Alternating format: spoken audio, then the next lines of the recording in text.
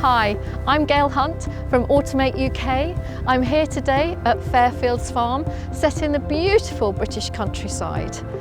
In today's episode, we're going to talk about this family-run enterprise and how they've become the success they are today.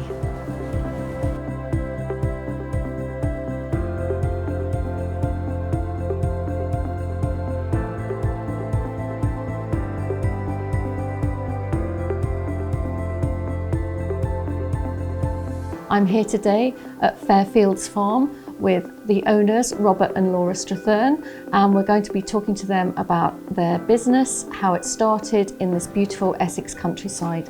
Good morning. Good morning. First of all, I wanted to talk to you about how the farm started back in the day. So we have, as a family, we've also always farmed potatoes in the area. And in 2005-06, we started researching the possibility of adding some value to the potato crop. Okay. So we decided to go down the route of hand-cooked crisps. We had, as a family, grown spuds for 3 generations, so we knew we had that bit cracked reasonably well.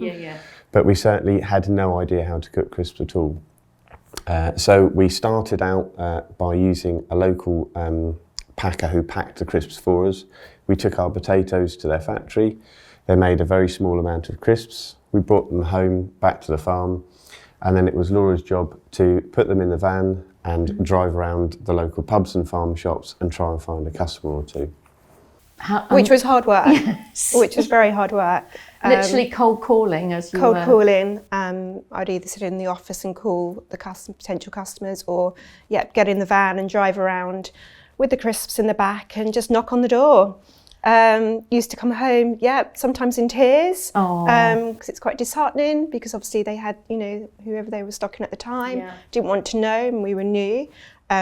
Or some customers took us on and they still stock us now. So it was hard work, and I had no experience before of cold calling, sales, marketing, nothing. So we've learned as the business has grown. And back then, was that so people weren't exactly so sort of switched on to different styles of crisps? There's just the big brands and whatever. Yeah, there was sort of one main independent crisp company, wasn't there, in the independent outlets at the time. So and they were well established, so we were up against them. So But we were the first ones in East Anglia, I suppose. So we certainly used the fact that we were local as our sort of point of difference. There wasn't a crisp producer in East Anglia, and we were growing our own potatoes, and people were quite interested in local food, and that was kind of at the early stages of local being quite prominent. Less food miles. Okay.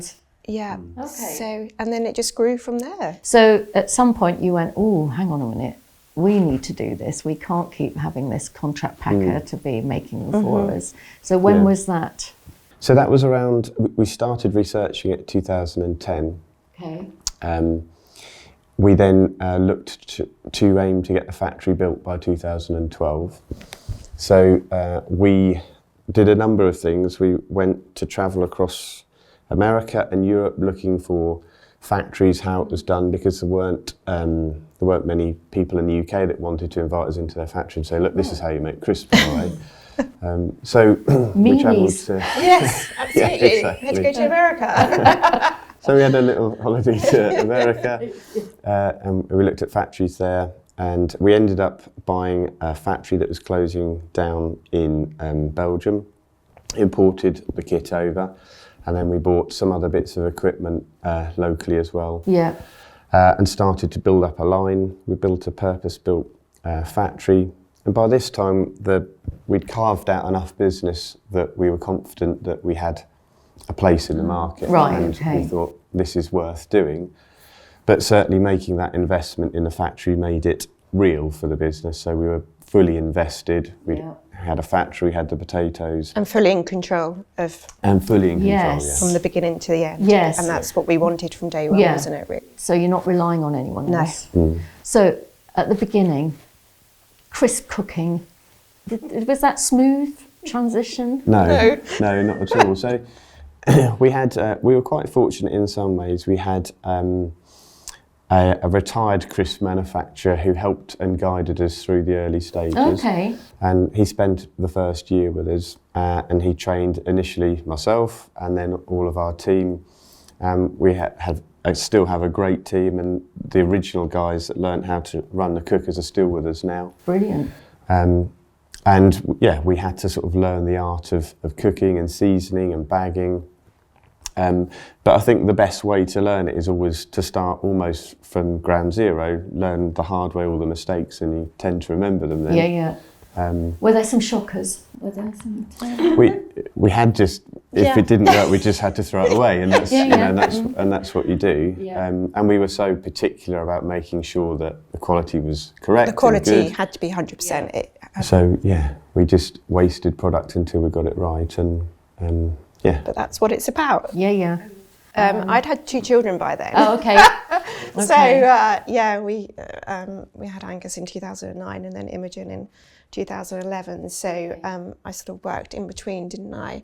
But yeah, while I was pregnant, I was still loading lorries. Yes, of course you were. Packing boxes and everything else, and yeah, just trying to make it work. And then, you know, as we've gone on, the business has grown, and we've been able to, you know. And your spread is way further now than East Anglia. Oh, as a national brand. Yeah. So as well as developing the crisp business, you've also been doing lots of different things in terms of farming and sustainable farming. So what sort of changes have you made on the farm itself? Yeah, so the farm's changed quite a lot over the years. We were farming, I suppose, in a conventional way with a plough sort of system, inverting the soil over, and using mostly synthetic fertilisers for nutrition of the crops. Right.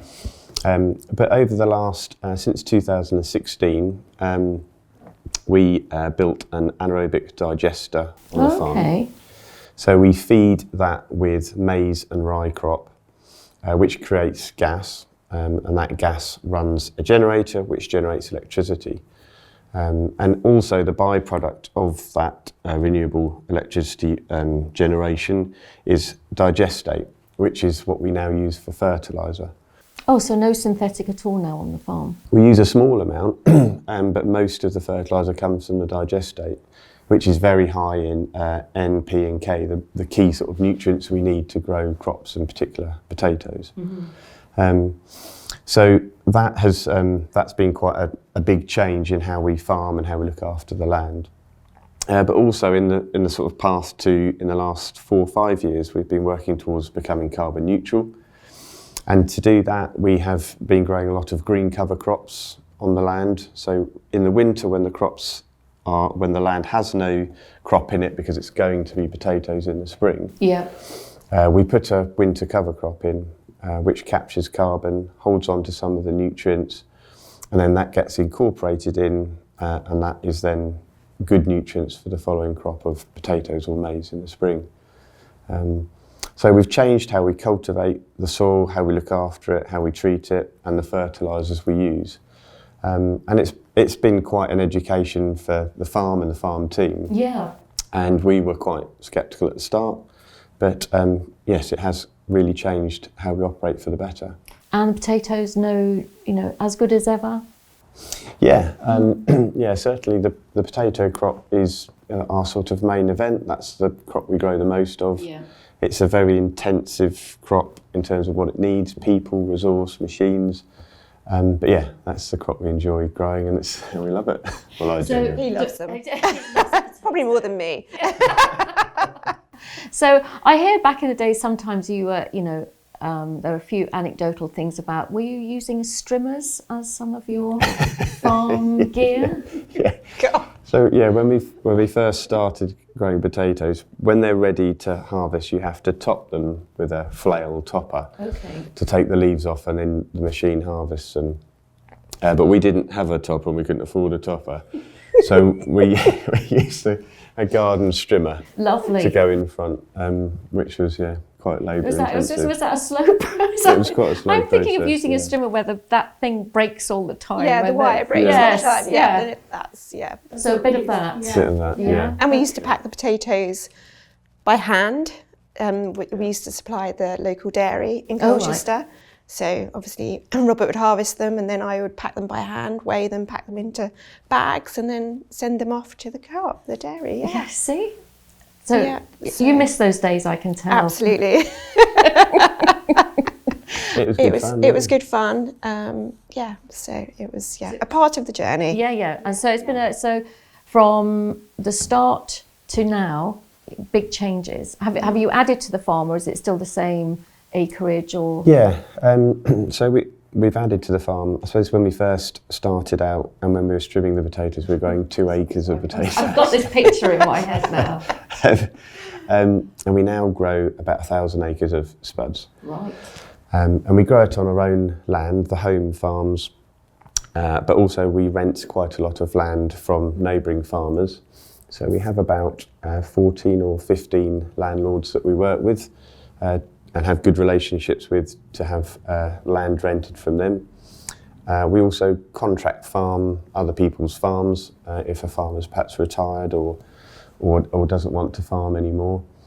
And more recently, we bought the neighbouring farm, which is this farm here where we've recently moved to and live here now. So yes, over the years we've tried to add to the acreage that we've got accessible to farm all the different crops we grow. Yeah, yeah. Well, it's been a pleasure talking to you and listening to how your brand has developed, how your farm has developed. Thank you very much. Thank you, lovely to speak to you. Thank you very much. Thank you.